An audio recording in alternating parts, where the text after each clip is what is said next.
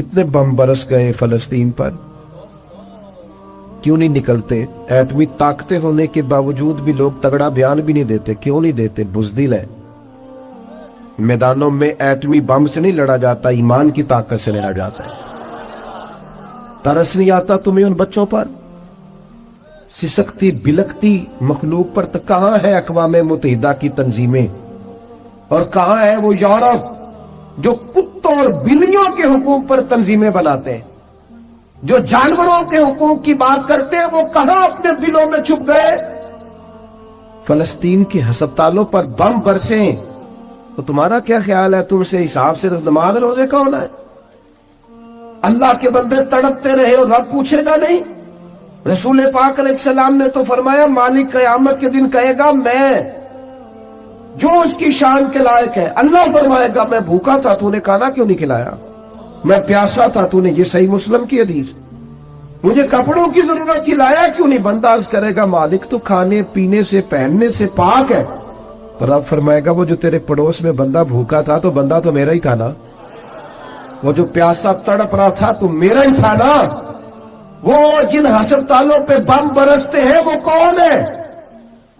वो जहां जनाजे पढ़ने को कफन मुयस्सर नहीं, वो कौन है? जब वो पूछेंगे बुला के तुमको अपने सामने, तो क्या जवाब जुर्म दोगे तुम खुदा के सामने? तुम सो रहे हो, सियासतें कर रहे हो, इलेक्शन की बातें कर रहे हो? खुदा से डरो। एक बात बड़ी जरूरी है, वो मैंने आपसे जरूर करनी है। एक आयत है कुरान पाक की, सूरत बकरा पहला सिपारा आयत नंबर 120। अल्लाह ताला ने ना एक हद बयान कर दी। फरमाया, वलन तरदा अनकल यहूद वलन नसारा हत्ता तत्तबिया मिल्लतहुम। फरमाया, ये यहूदी और ईसाई तुमसे हरगिज राजी नहीं होंगे। ये कुरान है, और सादा तर्जुमा तफसीर की भी जरूरत नहीं। ये मुआहदे कर लें, मोहब्बत के वादे कर लें, ये तुमसे राजी नहीं होंगे। कब राजी होंगे? हत्ता तत्तबिया मिल्लतहुम, यहाँ तक कि तुम इनके दीन की पैरवी करने लग जाओ। मेरा जब पहली दफा पासपोर्ट बना तो मैंने सारा पढ़ा, किताबें पढ़ने का शौक था शुरू से।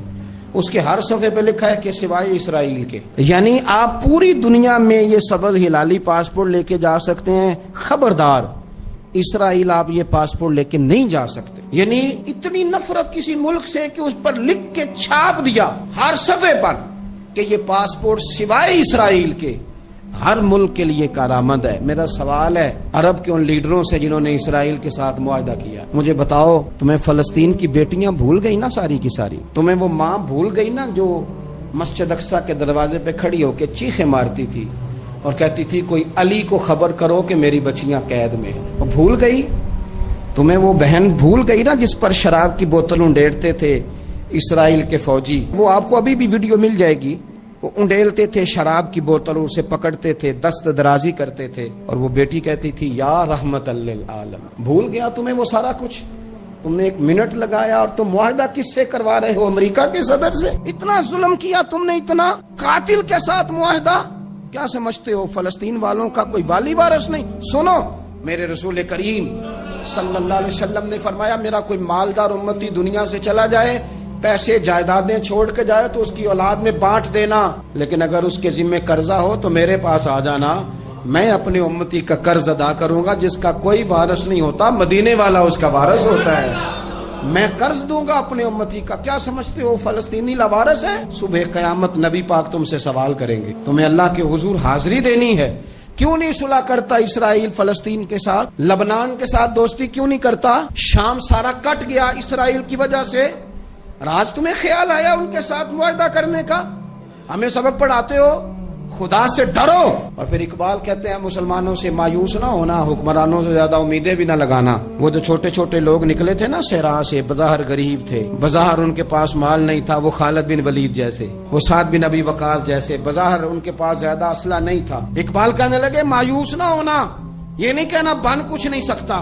फरमाने लगे, रात मैंने सुना है फरिश्ते आपस में बातें कर रहे। वाह इकबाल, तेरा भी अंदाज कितना निराला है। कहने लगे, रात फरिश्ते आपस में बातें कर रहे थे, मैंने सुन ली है। भला वो क्या कह रहे थे? ये सारे लोग ना खालिद बिन वलीद, साद बिन अबी वकास, ये सहरा के रहने वाले थे, और उस वक्त की सबसे सुपर पावर रूमा कहलाती थी। उलट पुलट के रख दी सारी रूमी सल्तनत। तो इकबाल कहने लगे, रात फरिश्ते आपस में बातें कर रहे थे कि सुना है पाकिस्तान के, हिंदुस्तान के मुसलमान जवान मायूस हो गए, کہنے لگا نا مایوس ہونا، نکل کے صحرا سے، جس نے روما کی سلطنت کو الٹ دیا تھا، نکل کے صحرا سے۔ گرمی دیکھو اس شیر کی، ولولہ دیکھو اس مرد کا جو مصور پاکستان ہے، نکل کے صحرا سے جس نے روما کی سلطنت کو الٹ دیا تھا، سنا ہے میں نے یہ قدسیوں سے، وہ شیر پھر ہوشیار ہوگا۔ وہ کل باتیں کر رہے تھے کہ بہت سارے ان میں سے پھر جاگ گئے اور بڑی جلدی وہ بلاک بنائیں گے۔ سنا ہے میں نے یہ قدسیوں سے کہ وہ شیر پھر ہوشیار ہوگا، وہ آئے گا میدان میں، نکلے گا، اور انشاءاللہ یہی چراغ جلے گا تو روشنی ہوگی۔ انسان زندگی میں جب جدوجہد کرتا ہے، کوشش کرتا ہے، وہ بہت سارے دنیاوی اسباب اختیار کرتا ہے، جتنی عقل اللہ نے دی ہوتی ہے اس عقل کا بھی وہ استعمال کرتا ہے، کوشش کرتا ہے کہ کچھ اچیو کر سکے زندگی میں، کچھ مقاصد کا حصول اسے میسر آئے۔ عزیز بھائیوں، ایک بات اپنے ذہن میں اچھی طرح بٹھا لیں اور لکھ لیں کہ زندگی میں جو کسی بندے کو کامیابی حاصل ہوتی ہے وہ رب تعالیٰ کی مدد سے حاصل ہوتی ہے۔ اگر رب تعالیٰ مددگار ہو تو پھر کوئی چیز بھی رستے میں رکاوٹ نہیں بنتی، اور اگر مالک کریم کو منظور نہ ہو تو انسان بہترین سیاستدان ہو، اچھا ایڈمنسٹریٹر ہو، اس کا ذہن بڑی وسعت رکھتا ہو، بڑی اچھی پلاننگ کرنا جانتا ہو، سارا کچھ ہو، تو بندہ ناکام ہو جاتا ہے۔ مسلمانوں کو جتنی کامیابیاں ملیں ان کا پس منظر صرف اتنا تھا کہ اللہ تبارک و تعالیٰ نے اپنے بندوں کی مدد فرمائی، اور اب تعالیٰ نے قرآن مجید میں اس حقیقت کا بیان کیا، فرمایا بل اللہ مولاکم، فرمایا بلکہ اللہ تمہارا مولا ہے، وَهُوَ خَيْرُ النَّاصِرِينَ، اور وہ بہترین مددگار ہے۔ وہ جو رب تمہارا مولا ہے وہ بہترین مددگار ہے، اور اگر وہ مدد کرے تمہاری، سورہ آل عمران میں آگے جا کے ارشاد فرمایا اگر اللہ مدد کرے تو پھر تم پر کوئی غالب نہیں آ سکتا، اور اگر وہ تمہاری مدد چھوڑ دے تو پھر کوئی تمہاری مدد کر سکتا، کوئی مدد نہیں کر سکتا۔ بدر کی جنگ بھی اور فتح مکہ بھی رمضان المبارک میں ہوا ہے۔ میں دونوں پر غور کر رہا تھا تو ایک نیا مضمون میرے ذہن میں آنے لگا۔ بدر کی جو جنگ ہے اس میں بھی ایک عجیب انقلاب آیا ہے کہ 313 نے 1000 سے مقابلہ کیا، اور جن 1000 سے مقابلہ کیا وہ اسلحے سے لیس تھے، اور یہ جو 313 ہیں ان کے پاس 6 زرہیں، 8 تلواریں، چند گھوڑے، لیکن اللہ نے کامیابی دی تو خود رب نے بیان کیا کس طرح دی، فرمایا وَلَقَدْ نَصَرَكُمُ اللَّهُ بِبَدْرٍ وَأَنْتُمْ أَذِلَّةٌ۔ وہ کامیابی اس طرح ملی ہے کہ رب نے تمہاری مدد کی تھی، تم تو کمزور تھے، اللہ نے بدر میں تمہاری مدد کی، تم جیت گئے۔ وَلَقَدْ نَصَرَكُمُ اللَّهُ بِبَدْرٍ وَأَنْتُمْ أَذِلَّةٌ، اللہ نے بدر میں تمہاری مدد کی، تم تو کمزور تھے۔ پھر فتح مکہ نصیب ہوئی تو اس میں بھی بہترین منصوبہ بندی نبی پاک علیہ السلام نے فرمائی، بہترین حکمت عملی حضور نے اپنائی، لیکن ہمیں جو اللہ رسول نے بات سمجھائی وہ کیا ہے؟ اذا جاء نصر اللہ والفتح، فرمایا جب اللہ کی مدد آئی اور فتح نصیب ہو گئی۔ یہ اللہ نے مدد فرمائی تمہاری، یہاں بھی فتح مکہ بھی اللہ کی مدد سے، جنگ بدر بھی اللہ کی مدد سے۔ وہ جو مدد ہے اللہ تعالیٰ کی، جب وہ ہم یہ کرتے ہیں کہ ہم اپنی ساری زندگی سیاست کی نظر کرتے ہیں، ہماری سیاست صرف ملک میں نہیں ہوتی، ہماری سیاست خاندان میں بھی ہوتی ہے، ہم گھر کے اندر بھی سیاست کرتے ہیں، ہم کسی خاص طریقے سے لوگوں کو اپنے پیچھے چلانا چاہتے ہیں، ہم ایک خاص اسلوب اختیار کرتے ہیں کہ لوگ ہمارے پیچھے چلیں۔ اس کا نقصان ہمیں یہ ہوتا ہے کہ سیاست جو ہوتی ہے یہ شطرنج کے ہیر پھیر کی طرح ہوتی ہے، تو اس کے راز بڑی جلدی کھلنے لگ جاتے ہیں، پتہ چل جاتا ہے کہ بندہ مخلص نہیں تھا، سیاست کر رہا تھا، طریقے سلیقے سے اس نے جوڑ کے رکھا ہوا تھا۔ ہم ہر جگہ سیاست کے بل بوتے پر چیزوں کو لے کے چلنا چاہتے ہیں، سیاستیں ناکام ہو جاتی ہیں، سیانے لوگ فیل ہو جاتے ہیں، بچتا صرف وہی ہے جس کے پیچھے رب تعالیٰ کی مدد شامل حال ہوتی ہے۔ اپنی زندگی کے اندر ہم جو کچھ بھی کر رہے ہیں، جس شعبے سے بھی ہمارا تعلق ہے، آج ہم نے اس بات پہ غور کرنا ہے کہ پہلے تو یہ غور کر لیں کہ جو کام ہم کر رہے ہیں کیا وہ کام ایسا ہے کہ اس میں اللہ کی مدد ہمیں ملے گی؟ اگر آپ کوئی معاذ اللہ ناجائز کام کر رہے ہیں، फेले हराम का इर्तिकाब कर रहे हैं तो उसमें तो मदद इलाही आएगी नहीं।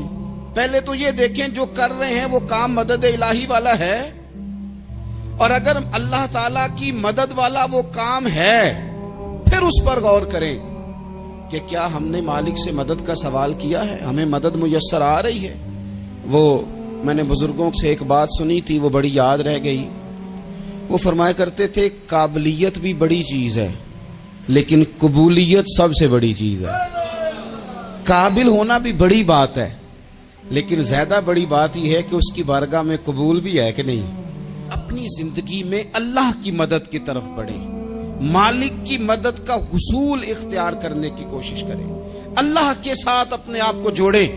अगर अल्लाह की मदद नसीब हो, ये जो हम जितना डरते रहते हैं, सहमे रहते हैं, परेशान रहते हैं कोई क्या कर देगा, हमारे यहाँ ना हर शोबे में माज़अल्लाह एक माफिया है, इल्ला माशाअल्लाह। वो माफिया कहता है मेरे साथ मिलोगे तो मैं चलने दूंगा वरना मैं नहीं चलने दूंगा, मार्केट में आ ही नहीं सकता फलाना बंदा क्योंकि यहाँ हमारा कब्जा है।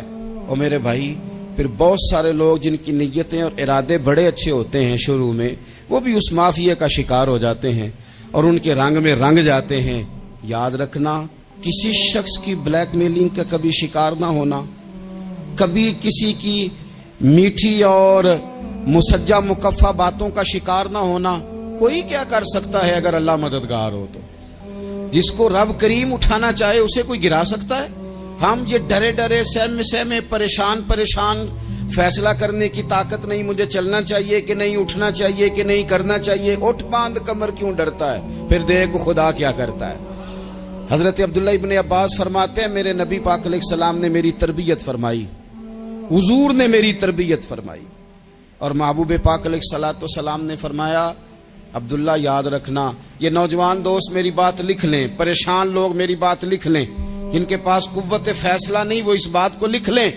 हजरत अब्दुल्ला इब्ने अब्बास फरमाते हैं मेरे नबी पाक अलैहिस्सलाम ने मुझसे फरमाया था अब्दुल्ला सुन, अगर सारी दुनिया मिल के तेरा कोई नफा करना चाहे कर नहीं सकती जब तक मेरे रब की रजा ना हो। और फरमाया सारी दुनिया मिल के तेरा कुछ बिगाड़ना चाहे तो अब्दुल्ला बिगाड़ नहीं सकती जब तक रब करीम की हिकमत का तकाजा ना हो। लोगों से डरना, लोगों की तरफ देखना, माहौल देख के अपने राह का तयन करना, हर बंदे के ख्यालात के मुताबिक ढलने की कोशिश करना, फलाना ना नाराज हो जाए, फलाना ना नाराज हो जाए, वो जिसने होना हो जाए, बस रब रसूल नाराज ना हो। अपनी जिंदगी में अपने मालिक को मौला जान के, बलिल्लाहु मौलाकुम, अल्लाह तुम्हारा मौला है, वहुवा खैरुन नासिरीन, वो बेहतरीन मददगार है। तवज्जो जब भी करें रब की जानिब करें, अपने दिल का किबला दुरुस्त रखें, सोचों के जाविये सीधे रखें। मेरे भाई मालिक जब बंदोबस्त कर दे ना, जब मालिक बंदोबस्त कर दे फिर ऐसा बंदोबस्त करता है कि लोगों के पास ना चारा नहीं रहता। हजरत मरियम रज़ियल्लाहु ताला अन्हा पाकबाज थी, मस्जिद में रही थी, पर मालिक की हिकमत के तकाजे बड़े अजीब है ना। फिर जनाब मरियम को अल्लाह ताला ने बगैर शौहर के औलाद अता कर दी। ये बात ही ऐसी थी, वो किसी ने कहा था कि मखलूक तो फनकार है इस दर्जा के पल भर में, संगे दरे काबा से भी असनाम तराशे, तुम कौन हो क्या चीज है दागे कबाबी। लोगों ने तो मरियम पे भी इल्जाम तराशे। तो लोगों ने कहा किधर से ले आई बच्चा, तेरा बाप तो ऐसा नहीं था, कहां से ले आई। अल्लाह करे मैं आपको समझा सकूं, जरा अपने आप को वहां खड़ा करें कि एक पाक बाज औरत, पाक बाप की बेटी, तैयब मां की बेटी और अल्लाह के घर में परवरिश पाने वाली खातून, एक वो वक्त और एक ये वक्त कि उस औरत को कटहरे में खड़ा करके पूछा जा रहा है कि माज़अल्लाह तेरी गोद में बच्चा जायज नहीं है, कहां से लाई है। अब खुद से सफाइयां बंदा कितनी को दे, कितनी को वजाहतें करे। और मैंने तो अपनी जिंदगी में देखा है ज्यादा वजाहत देने वाले को भी लोग झूठा समझने लग जाते हैं। ज्यादा वजाहत देने पर भी लोग कमजोरी का इजहार समझते हैं कि कमजोर पड़ गया। आप सुलह की कोशिश करते हैं, सामने वाला बुज़दिल समझ लेता है। ज्यादा वजाहतें भी कमजोर कर देती। अब हजरत मरियम को कटहरे में खड़ा करके कहा बच्चा किसका है, तो پھر خدا بندوبست جب کرے، اللہ جب مددگار ہو، تو پھر حضرت مریم کی گواہی درختوں سے نہیں دلوائی، اس نے پتوں سے نہیں دلوائی، پھر فرشتے نہیں بھیجے. حضرت مریم کہنے لگی مجھ سے نہ پوچھو، وہ جو پنگوڑے میں ہے اسی سے پوچھ لو، ان سے پوچھو نا، وہ کون ہے پوچھ لو، ان سے کر لو سوال. انہوں نے کہا پنگوڑے میں چند دنوں کا بچہ، یہ جواب دے گا؟ مددگار تھا رب. ان کی برات کا اعلان کرنا تھا مالک نے، اور جب مالک اعلان کر دے، جب مالک تیری صفائی دینا چاہے، جب مالک تجھے دنیا کے سامنے نکھارنا چاہے، تو پنگوڑے میں لیٹے حضرت عیسیٰ بول کے کہنے لگے انی عبداللہ آتانی الکتاب، فرمایا میں اللہ کا بندہ ہوں، رب نے مجھے کتاب عطا کر کے نبی بنا کے دنیا میں بھیجا ہے، میں اللہ کا بندہ ہوں، کتاب لے کے آیا ہوں، نبی بن کے آیا ہوں. پھر پنگوڑے سے اعلان ہو گیا، پھر بچہ بول پڑا. اور یہ ایک دفعہ نہیں بات ہوئی، یہ بنی اسرائیل میں ایک جریج نام کے شخص بھی تھے جو نماز پڑھ رہے تھے. بعض نے لکھا ہے نفل نماز تھی، اماں نے پکارا تو آئے نہیں، تو ماں کے منہ سے نکل گیا تو اتنی دیر تک مرے گا نہیں جب تک کسی بے حیا عورت کا منہ نہ دیکھ لے. تو وہ عبادت گزار تھے، لیکن لوگوں نے ان کی عبادت، ریاضت، پرہیزگاری کو نہیں دیکھا.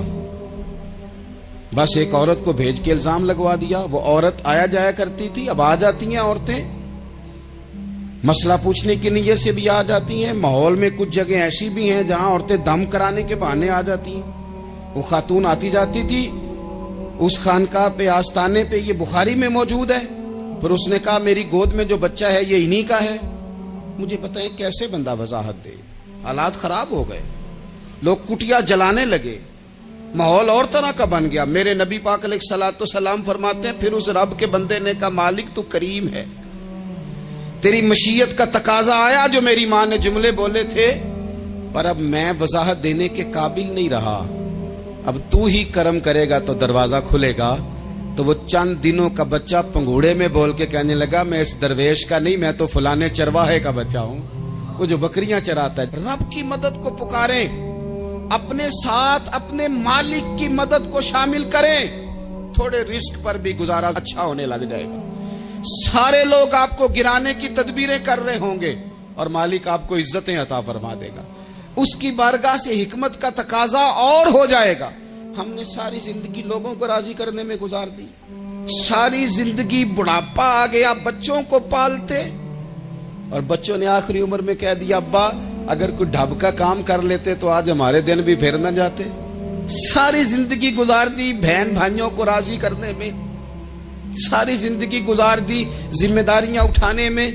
ان کو 99 دفعہ دیا، ایک دفعہ نہیں دیا تو انہوں نے کہہ دیا تو نے تو کبھی دیا ہی نہیں، تو تھا ہی نہیں. ساری زندگی محلے داروں، علاقے والوں کو راضی کرنے میں گزار دی. اور میں نے ایسے لوگ بھی دیکھے دین کے لیے وقت گزارا، لیکن جب بڑھاپے میں دانت کام نہ کرتے تھے تو وقت کے مفتیوں کو بھی مسجدوں کی کمیٹیوں نے کہہ دیا اب آپ کی سمجھ نہیں آتی، ہم نے خطیب کو یور رکھنا ہے، نہ دیکھو دنیا کی طرف، دنیا رلا دیتی ہے، نہ راضی کرو بندوں کو، بندے تھکا دیتے ہیں، نہ پیچھے بھاگو ہر وقت دنیا داروں کے، یہ انسان کو کمزور کر دیتے ہیں. وہ تو کریم ہی بڑا ہے، 2 آنسو زمین پر بعد میں گرتے ہیں، بندے کے گناہ سارے پہلے معاف فرما دیتا ہے. اللہ کی مدد کا حصول، اپنے مالک کی مدد کی طرف بڑھنا. آپ کو بدر کی جنگ بھی یہی درس دے گی، آپ کو احد کا میدان بھی یہی سبق دے گا، فتح مکہ بھی یہی سبق دے گا. میرے دوستو جب رب مدد فرمائے، جب اللہ مددگار بنے. دوستوں سے ایک بات اکثر کرتا ہوں، میں کہتا ہوں کہ جتنے درد سے آپ امیر کو اپنی کہانی سناتے ہیں نا، اور جس طرح آپ کے آنسو بات کرنے سے پہلے گر جاتے ہیں کہ غریب ہیں، بچیاں ہیں، کاروبار نہیں، او میرے سنگیو، اس سے آدھے آنسو اپنے رب کی بارگاہ میں بکھیرو، اس کے حضور عرض گزار ہو جاؤ، اس سے طلب کرو. ایک وقت انسان پر زندگی میں ایسا آتا ہے کہ اسے یوں محسوس ہوتا ہے کہ میرا سایہ بھی ذرا سا پیچھے ہٹ گیا ہے. اسے یوں لگتا ہے کہ میں کسی سہارے پہ ہاتھ ڈالتا ہوں تو وہ بھاگ جاتا ہے مجھ سے. لیکن مالک کی بارگاہ ایسی عظیم بارگاہ ہے، رب رسول کے آستانے اتنے بڑے ہیں کہ آپ جب وہاں کشکول طلب دراز کرتے ہیں تو جھولی پھیلانے میں دیر لگتی ہے، ان کو بھرنے میں تو کوئی دیر نہیں لگتی۔ ہم نے اپنا سوچ کا قبلہ ہی دنیا کو بنا لیا ہے۔ یہ جو اللہ والوں کی مدد ہے یہ تو ہے نہیں، اللہ ہی کی مدد ہے، لیکن یہ جو سیٹھوں کی طرف توجہ کرنا، نوابوں کی طرف توجہ کرنا، دنیا داروں کی طرف توجہ کرنا اور اپنا مزاج اس طرح کا بنا لینا، یارو گردن کو جھکا دیتا ہے خیرات کا پتھر، جہاں میں مانگنے والوں کے سر کبھی اونچے نہیں ہوتے۔ اور اقبال کہتے ہیں غیرت ہے بڑی چیز جہانے تگ و دو میں، پہناتی ہے یہ فقر کو تاج سردارا۔ میں عرض کروں گا کہ اپنی آپ جب توجہ کا قبلہ اللہ رسول کو بنائیں گے تو رب فرماتے ہیں وَيَرْزُقْهُ مِنْ حَيْثُ لَا يَحْتَسِبُ، میں نہ تجھے وہاں سے رزق دوں گا جہاں سے کبھی تیرا گمان بھی نہیں گیا ہوگا، یہاں سے بھی مل سکتا ہے، تو نے سوچا بھی نہیں ہوگا۔ بخاری شریف میں حدیث ہے، حضرت جابر ابن عبداللہ فرماتے ہیں نبی پاک صلی اللہ علیہ وسلم نے 300 لوگوں کا ایک لشکر روانہ کیا کسی مہم کے لیے، کسی جہاد کے لیے۔ حضرت ابو عبیدہ بن جراح رضی اللہ تعالیٰ عنہ امیر لشکر تھے۔ فرماتے ہیں غربت اتنی زیادہ تھی، بھوک اتنی زیادہ تھی کہ ایک ایک کھجور دن میں ایک وقت کھانے کو ملتی تھی، اور کچھ دن ایسے آئے کہ اب کھجور بھی نہیں مل رہی۔ فرماتے ہیں اتنی زیادہ بھوک لگی مجاہدین کو 300 بندہ پتے کھا کے گزارا ہونے لگے، یہ بخاری میں موجود ہے۔ آپ فرماتے ہیں کہ دریا کے کنارے ہمارا پڑاؤ تھا، ٹھہراؤ تھا، جب بھوک سے نڈھال ہو گئے نا، وَيَرْزُقْهُ مِنْ حَيْثُ لَا يَحْتَسِبُ، اللہ وہاں سے روزی دیتا ہے، گمان بھی نہیں ہوتا۔ فرماتے ہیں ایک مچھلی اللہ تعالیٰ نے دریا کے کنارے بھیجی، فرماتے ہیں وہ تھی تو مچھلی پر پہاڑ جتنی تھی۔ بخاری میں لفظ ہیں، حضرت جابر ابن عبداللہ رضی اللہ تعالیٰ عنہ فرماتے ہیں 300 آدمی 18 دن تک اس مچھلی کو کھاتے رہے، مچھلی ختم ہی نہیں ہوئی۔ مچھلیاں نہیں، مچھلی کہتے ہیں 18 دن 300 بندہ کھاتا رہا، مچھلی ختم ہی نہیں ہوئی۔ اور فرماتے ہیں کہ اس کی ہڈی نکال کے، کانٹا کہیں گے آپ اپنی زبان میں، کہتے ہیں وہ نکال کے نا تو اس کو کھڑا کیا نا جب، تو اونٹ کجاوے سمیت اس کے بیچ سے گزر جاتا تھا، 2 اس کے کانٹے جوڑے۔ فرماتے ہیں وہ اس کا گوشت ہم کھاتے تھے اور اس کی چربی بطور تیل کے ہم جسموں پہ ملتے تھے، بیماروں کو اس سے سکون آتا تھا، تندرستی شفا ہوتی تھی۔ فرماتے ہیں ہم کھایا بھی ہم نے اور کچھ لے کے ہم مدینے بھی گئے، اور قربان جائیں نبی پاک نے بھی اس میں سے کھایا۔ ہم نے عرض کی حضور یہ معمہ کیا ہے، یہ ماجرا کیا ہے؟ تو محبوب نے فرمایا تمہارے پاس غذا نہیں تھی، رب نے تمہارے لیے بندوبست کیا ہے، اللہ نے تمہیں دیا ہے۔ مکان شروع کر لیا، ایک صاحب نے وہ مکان بنانے لگے، آپ وہ حساب لگا رہے ہیں، کہتے ہیں میرے پاس اتنے پیسے ہیں، اتنے میں نے فلانے دوست سے کہنا ہے اس نے دے دینے، اتنے فلانے رشتہ دار سے کہنا ہے اس نے دے دینے، اتنے فلانے سے کہنا ہے اس نے دے دینے۔ یہ ساری کاپی بنا کے مکان شروع کر لیا۔ جو روز کہتا تھا نا کوئی حکم ہو جاتے 10 سب سے پہلے اس کو کہا میاں پیسے چاہیے دن، وہ کہندا ہو کل ہی منڈا ٹوریا ہے، کدے تو پرسوں 10 داتے لب جانے سن۔ میں آپ کو اپنے تجربے کی بات بتا رہا ہوں۔ جن لوگوں کا خیال ہوتا ہے نا کہ آپ سٹارٹ کریں فلانا کام، ہم آپ کے ساتھ ہیں، اللہ کا ہی کوئی نظام ہے، وہ بالکل بھی نہیں ساتھ ہوتے۔ لیکن ایسا نہیں ہے کہ کوئی ساتھ نہیں ہوتا، اللہ تعالیٰ بڑے اسباب پیدا کرتا ہے، وہاں سے دیتا ہے جہاں سے گمان بھی۔ ہمارا یہ ذہن بن جاتا ہے ہم ساری اپنے حساب سے چلتے ہیں، اتنے رشتہ داروں سے، اتنے، کون آپ کے ساتھ چلے گا؟ سوال ہی نہیں پیدا ہوتا۔ یہ سارے کام چھوڑ کے سب سے پہلے 2 رکعتیں پڑھو، اپنے رب کی بارگاہ میں، رسول کائنات کی بارگاہ میں گزارشات اور استغاثے پیش کرو، وہاں سے خیر طلب کرو۔ دنیا دار کیا دیں گے، کیا دے سکتے ہیں، کیا حیثیت ہوتی ہے کسی؟ اللہ کہتا ہے وہاں سے دوں گا۔ تو جو اللہ مال دے وہ لینا چاہیے کہ رشتہ داروں کا مال دیکھنا چاہیے؟ جو اللہ دے وہ لینا چاہیے کہ سیٹھوں نوابوں کی جیبیں دیکھنی چاہیے؟ جو اللہ دے وہ قبول کرنا چاہیے یا دیکھنا چاہیے کون سا آدمی کہاں پہنچ گیا؟ چھوڑو، اپنی مٹی پہ چلنے کا سلیقہ سیکھو۔ کسی کے سنگ مرمر پہ چلو گے تو پھسل جاؤ گے، پھسل جا۔ اس پر ایک اور بات عرض کر دوں صحیح بخاری سے، مسلم سے ایک اور بات، کچھ چیزیں ایسی ہیں جن سے اللہ کی مدد آتی ہے، مدد ملتی ہے.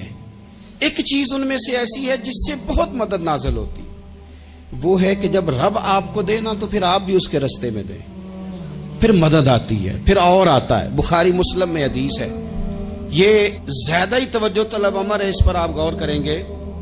حضرت ابو ہریرہ فرماتے ہیں کہ نبی پاک علیہ السلام نے فرمایا ایک شخص نے بادلوں کے اندر سے آواز سنی کہ فلاں آدمی کا کھیت اور باغ خشک ہو گیا ہے، وہاں برسو اور اس کے کھیت کو سیراب کرو. وہ بڑا حیران ہوا کہ بادل سے آواز آ رہی. پھر اس نے دیکھا کہ ایک پہاڑی پر بارش ہوئی، وہ بادل وہاں برسا، پھر نالیوں سے ہوتا ہوا پانی ایک طرف چلا. تو جس نے آواز سنی تھی حضور بیان کر رہے ہیں، وہ بھی پیچھے پیچھے چلا کہ پانی کدھر جا رہا ہے. اس نے جا کے دیکھا کہ ایک مقام پہ ایک باغ کو وہ پانی لگ رہا ہے اور ایک آدمی وہ پانی لگا رہا ہے.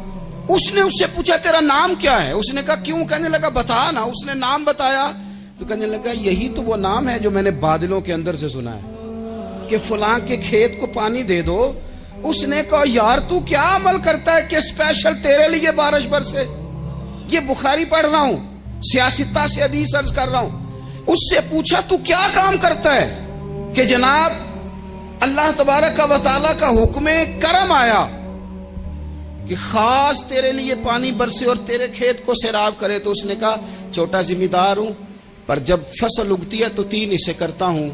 ایک حصہ اپنے بال بچوں پہ بہن بھائیوں پہ خرچ کرتا ہوں، ایک حصہ پورا، اور ایک حصہ دوبارہ کاشتکاری پہ لگاتا ہوں، اور تیسرا حصہ خالص میں نے مسکینوں، یتیموں اور غریبوں کے لیے رکھا ہوا ہے. وہ جو تیسرا حصہ اللہ کرے آپ سمجھیں، وہ رب کے بندوں پہ تیسرا حصہ خرچ کرتا ہے نا، تو کریم مالک نے فرمایا جہاں سے غریب کا حصہ جاتا ہے وہ کھیت خشک نہیں رہنا چاہیے. وہ جہاں سے مسکین روٹی کھاتے ہیں وہ خشک نہ رہے. جہاں سے یتیموں کو کچھ آتا ہے کہیں اس کی فصل رہ نہ جائے.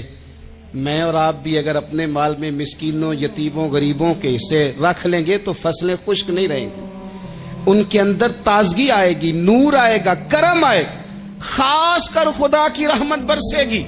مدد اللہ سے چاہیں، اپنی توجہات کا مرکز رب رسول کی ذات کو بنائیں، پھر آپ محسوس کریں گے کہ بڑی جلدی اللہ تعالیٰ کی مدد آنے لگی ہے.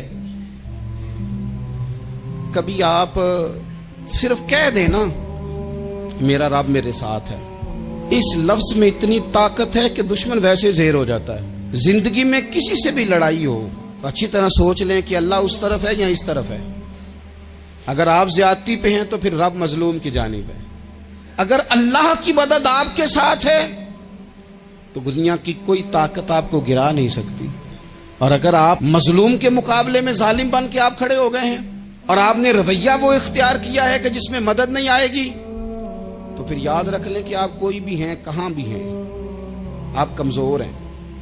طاقتور تھے ابتدائے اسلام میں، ظاہری طاقت تھی کفار مکہ کے پاس، وہ ڈنڈوں سے مارتے تھے غریبوں کو، ان کے ہاتھوں میں ڈنڈے تھے، پر خدائی طاقت ان مظلوموں کے ساتھ تھی. صاحب زرقانی نے لکھا ہے حضرت زنیرہ رضی اللہ تعالی عنہ ایک لونڈی ہیں، غریب ہیں. ماڑے دا کی کام محمد، نس جانا یا رونا. غریب سادی بی بی اور لونڈی کنیزہ، ایک مشرک کی کنیزہ تھی، انہوں نے کلمہ پڑھ لیا. وہ ڈنڈوں سے مارتا، دروں سے مارتا، تکلیف دیتا. حضرت زنیرہ رضی اللہ تعالی عنہ کو اتنا مارا، اتنا مارا. اب آپ ایک اور پہلو پر بھی غور کریں، مار بھی پڑ رہی ہے پر خدا ادھر ہی ہے، اللہ کی مدد ادھر ہی ہے. رب کہتا ہے کہ پہلے تو صبر کرنا، ان اللہ مع الصابرین. تو صبر کرے گا تو پھر رب کی معیت ملے گی. ذرا ٹھہرنا، تو تھوڑا ڈٹنا. ان الذین قالوا ربنا اللہ ثم استقاموا تتنزل علیہم الملائکہ. تو کہے اللہ میرا رب ہے، پھر تو پہلے ڈٹ، پہلے تو نے ڈٹنا ہے. ثم استقاموا، جو ڈٹ گیا، تتنزل علیہم الملائکہ، ڈٹنے والے کے لیے مدد آتی. پہلے تھوڑا ٹھہرنا پڑتا ہے، پہلے تھوڑا صبر کرنا پڑتا ہے، حوصلہ کرنا پڑتا، اس کے بعد مدد آتی. مار پڑ رہی ہے، مارا جا رہا ہے. حضرت زنیرہ کو ان کا مالک جو ہے ظاہری آقا وہ مار رہا ہے، یہ کنیزہ ہے. اتنا مارا، اتنا مارا उनकी बिनाई चली गई, नजर आना बंद हो गया।